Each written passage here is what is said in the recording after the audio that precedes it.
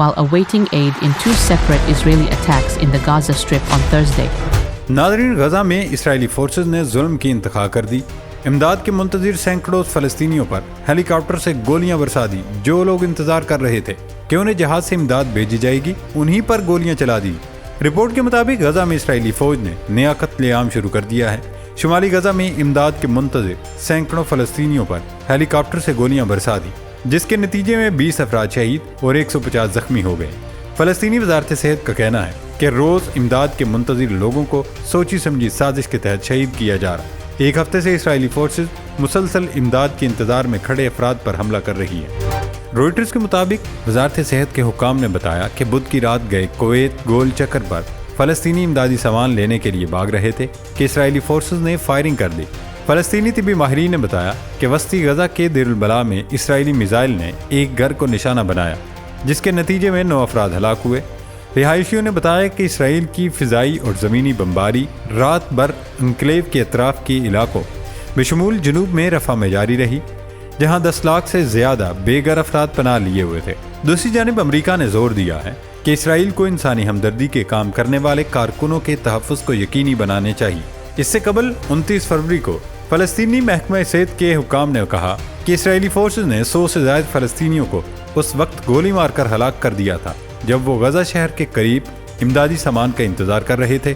اس کے علاوہ رمضان سے قبل امریکی، قطری اور مصری ثالثوں پر مشتمل وفد نے ماہ رمضان میں جنگ بندی اور قیدیوں کے تبادلے کے معاہدے کی کوشش کی تھی، تاہم اس میں اب تک کوئی پیش رفت نہیں ہو سکی۔ دوستو، بات کچھ یوں ہے کہ جنگ اب اپنے 6 مہینے میں داخل ہو چکی ہے۔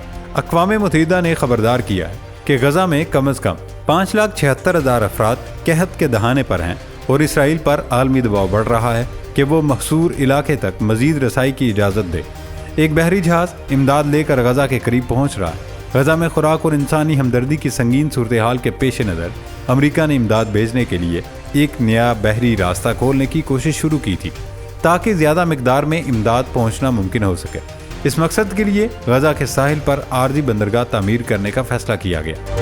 امدادی بحری جہازوں کا خیر مقدم کرتے ہوئے فلسطینی اور اقوام متحدہ کے حکام کا کہنا ہے کہ سمندری ترسیل زمینی گزرگاہوں کے ذریعے امداد بھیجنے کا متبادل نہیں ہے، لیکن اسرائیل نہ امریکہ کے اس منصوبے کے لیے تیار ہے اور نہ ہی جنگ روک رہا ہے۔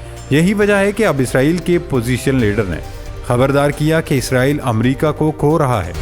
اسرائیلی اپوزیشن لیڈر یائر لاپڈ کا کہنا ہے کہ امریکی سینٹ کے رہنما شوئمر کے تبصرے اس بات کا ثبوت ہیں کہ وزیر اعظم نتن یاہو امریکہ میں اسرائیل کے سب سے بڑے حامیوں کو کھو رہے ہیں۔ انہوں نے پیغام میں لکھا کہ نتن یاہو جنگ جیتنے اور اسرائیل کی سلامتی کو برقرار رکھنے کی قومی کوشش کو بھاری نقصان پہنچا رہے ہیں، وہ جان بوجھ کر رہے ہیں۔ اس سے پہلے شمر نے کہا کہ نتن یاہو اب اسرائیل کی ضروریات کو پورا نہیں کرتے اور ملک کو نئے انتخابات کی ضرورت ہے۔ دوستو، اس کے علاوہ امریکہ نے مقبوضہ مغربی کنارے میں 3 اسرائیلی آبادکاروں اور 2 اسرائیلی آبادکاروں کی املاک پر پابندیاں عائد کر دی ہیں۔ ایکس پر محکمہ خارجہ کے ترجمان میتھیو ملر نے لکھا کہ یہ اقدام فلسطینیوں اور اسرائیلیوں کے لیے یکساں طور پر امن اور سلامتی کے لیے ہمارے عزم کا ظاہر کرتا ہے۔ یہ اسرائیلی آبادکاروں کے خلاف پابندیوں کا تازہ ترین دور ہے، جس کا پچھلا مرحلہ گزشتہ ماہ کے اوائل میں آیا تھا۔ حالیہ مہینوں میں مغربی کنارے میں یہودی آبادکاری کے دوران فلسطینیوں کے خلاف پرتشدد کارروائی میں اضافہ دیکھا گیا۔ ناظرین، پرائے اب تو اپنے بھی مخالف دھڑے میں شامل ہو رہے ہیں۔ اسرائیلی وزیر اعظم خود پوری دنیا کی حمایت بھی کھو رہے ہیں، لیکن بیک وقت وہ اپنے ہی جرنیلوں کی حمایت بھی حاصل نہیں کر پا رہے۔ غزہ میں تعینات اسرائیلی جرنیل نے اپنے سیاسی قائدین کو تنقید کا نشانہ بنایا۔ بریگیڈیئر جنرل ڈین گولڈفس غزہ میں لڑنے والے اسرائیل کی 98ویں ڈویژن کے سربراہی کر رہے ہیں۔ ایسا کم ہوتا ہے کہ کوئی حاضر سروس فوجی جرنیل حکومت یا سیاسی قائدین کو کھلے عام تنقید کا نشانہ بنائے۔ بریگیڈیئر جنرل ڈین گولڈفس نے یروشلم میں عوام کے سامنے سیاسی قائدین کو تنقید کا نشانہ بناتے ہوئے کہا، یہ تنقید انہوں نے براہ راست نتن یاہو پر کی ہے کہ وہ ملک کی سربراہی کرنے کے لائق نہیں ہیں۔ انہوں نے عسکری طاقت کا غلط استعمال کرتے ہوئے پوری دنیا میں انتشار پھیلایا۔ دوستو، معلوم ہوا کہ سیاسی قیادت پر تنقید کے فوری بعد مذکورہ جنرل کو اعلیٰ کمان نے جواب دہی کے لیے طلب کر لیا۔ بریگیڈیئر جنرل ڈین نے نہ صرف یہ کہ ایک پرانی فوجی روایت کی خلاف ورزی کرتے ہوئے سیاسی قیادت پر تنقید کی ہے اور سیاست میں مداخلت کی کوشش کی ہے، بلکہ دوران جنگ حکومت اور فوج کے درمیان नाराज़गी और इख्तलाफात का तासुर पैदा किया है। जनरल डीन जनूबी गजा के इलाके खान यूनस में तैनात हैं, जहां उन्हें सख्त मुश्किलात का सामना रहा और इसराइली हुकूमत अभी मजीद जनूब में रफा शहर में मजीद हमले के लिए कह रही है। इसराइली हुकूमत और फौज के दरमियान इंतहा पसंद यहूदियों के लिए लाजमी सर्विस की शर्त को नरम करने पर भी इख्तलाफ पाया जाता है। इसराइली हुकूमत के खिलाफ इस अवामी सतह पर किए गए फौज के तस्वीरें को इसराइली टीवी चैनल ने भी नशर किया। दोस्तों, वज़ीर आज़म नेतन्याहू, जिन्होंने अभी तक 7 अक्टूबर के हमास हमलों के हवाले से इंटेलिजेंस इदारों की नाकामी की जिम्मेदारी अभी तक अपने ऊपर नहीं ली।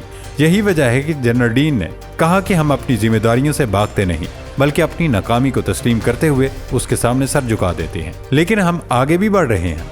नाज़रीन, दूसरी तरफ अमेरिका ने नेतन्याहू की मुखालफत में खुलकर इक़दामात का फैसला भी कर लिया है। अमेरिकी सेनेट के कायदे-ए-ऐवान और अमेरिका के बुलंद तरीन आला तरीन यहूदी सियासतदान चक शूमर ने इसराइल से नए इंतखाबात का मुतालबा किया है। एक बयान में चक शूमर ने कहा कि वज़ीर आज़म बिन्यामीन नेतन्याहू की हुकूमत गजा में बहुत बड़े पैमाने पर जानी नुकसान को अहमियत नहीं दे रही। यह हुकूमत इसराइल की ज़रूरत के मुताबिक नहीं। चक शूमर का कहना था कि लाकानूनियत और नाराजियत फैलने की सूरत में इसराइल अपना वजूद बरकरार नहीं रख सकता। अमेरिकी सदर जो बाइडन भी इसराइली वज़ीर आज़म नेतन्याहू की तर्ज फ़िक्र व अमल से मुकम्मल मुत्तफ़िक नहीं। उन्होंने हाल ही में कहा था कि वो इसराइल की मदद करने से ज़्यादा उसे तकलीफ देने वाले इक़दामात कर रहे हैं। और दोस्तों, बहीरे रूम में तारकीन वतन के साथ अफसोसनाक वाक़या पेश आया है, जहां 60 अफराद भूख और प्यास के बायस जान से चले गए। BBC के मुताबिक तारकीन वतन लीबिया के साहिल से रबड़ की कश्ती में सवार होकर बहीरे रूम की जानिब रवाना हुए थे, जहां एक इमदादी ग्रुप ने कश्ती के ख़राब होने की निशानदेही की और उस दौरान रेस्क्यू एहलकारों ने 25 अफराद को बचा लिया। मीडिया रिपोर्ट्स के मुताबिक कश्ती का इंजन 3 दिन के बाद ख़राब हो गया, जिसके बायस कश्ती में सवार अफराद खुराक और पानी के बगैर रह रहे थे। कश्ती से रेस्क्यू किए जाने वालों ने बताया कि मरने वालों में ख़वातीन और एक बच्चा भी था, जो डूब कर नहीं बल्कि भूख और प्यास से मरे हैं। इमदादी ग्रुप के मुताबिक ओशियन वाइकिंग की टीम ने दूरबीन के जरिए कश्ती को देखा और फिर अतालवी कोस्ट गार्ड्स की मदद से इमदादी सरगर्मियां शुरू की गई। रेस्क्यू किए जाने वालों की सेहत इंतहाई ख़राब थी और वो बहुत कमज़ोर थे, जिनमें से 2 की हालत तशवीशनाक थी। नाज़रीन, ऐसे वाक़यात इससे कबल भी हो चुके हैं।